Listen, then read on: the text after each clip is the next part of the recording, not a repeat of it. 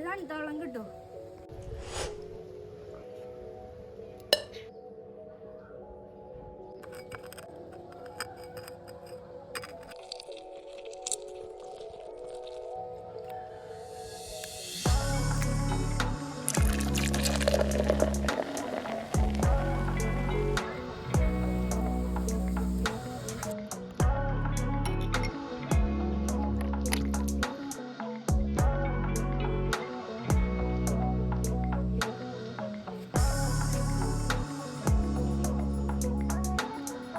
എങ്ങനെയുണ്ട്?